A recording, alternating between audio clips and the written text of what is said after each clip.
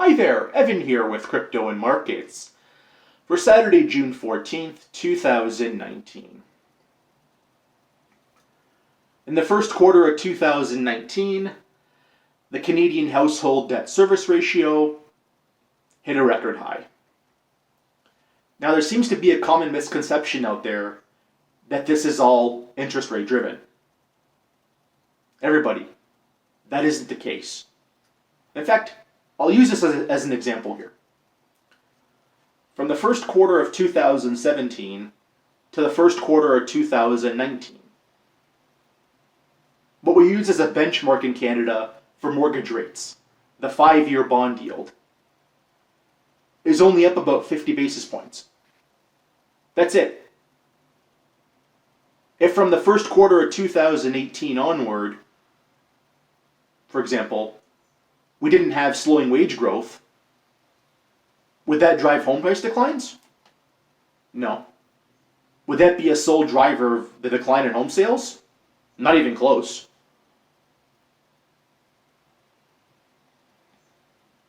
Remember, what's the real story here? It's a repricing of risk.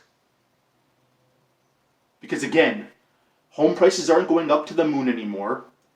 People can then no longer use that house as an ATM to spend out in the real economy. In fact, there's already stories going on about this. People wake up one day and in their HELOC, they can't borrow anymore. They've woken up, the lender says, they're frozen here. Again, deleveraging, repricing of risk because of home prices and the declines we've seen in many markets. In Ontario, we've seen consumer insolvencies start to go up year over year, really since the later part of last year. And from really the third quarter onward in the GTA, we've seen foreclosures and powers of sale pick up. In Vancouver, really that's been happening since the beginning of the year. Again, deleveraging, repricing of risk.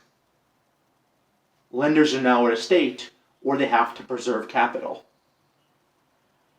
Now, how does it play into the household debt service ratio? If people need loans and it hasn't hit the real economy yet, or it hasn't gotten out to the masses yet that there are home price declines happening, when people need money, where do they go? Private lenders and higher interest consumer loans, which carry much higher interest rates. In fact, on consumer loans and credit cards, because of that wealth effect, from the first quarter of 2018, we've seen delinquencies been picking up there too. Because home price declines stopped going up, the ATM stopped, people have no way of paying for it. But again, look. If you followed my channel, you'll know this enough. In the last 18 to 24 months, because of a declining housing market in Canada's major markets,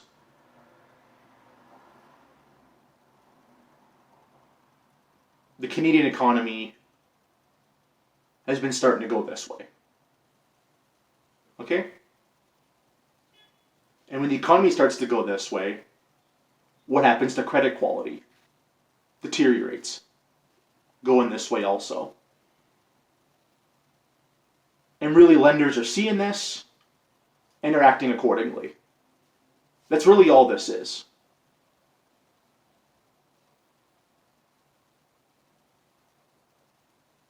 But really, I'll just say this in closing. Listen, when I come out on all these videos I do, and I say what I say, believe me, it's not because I want to. It's because I have to. I feel like it's my duty. I have to let people know what's going on out there and how bad things really are below the surface. You think mainstream media is going to tell you any of this? Not a chance.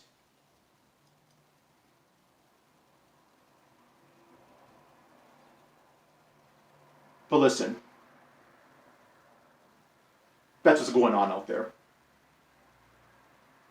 And the best ways to hedge yourself: rainy day fund, buy US dollars on pullbacks, buy US treasuries on pullbacks, and buy gold, silver, Bitcoin, Digibyte, diamonds. Whichever one of those. That's the best game plan. Really, right now, it's about survival and nothing else. I'll go ahead and leave it there. I thought I'd go ahead and get this video out and rehash a couple of thoughts I really have deviated away from lately. But anyhow, hit the like button, leave a comment, subscribe, follow me on Twitter. Have a good day.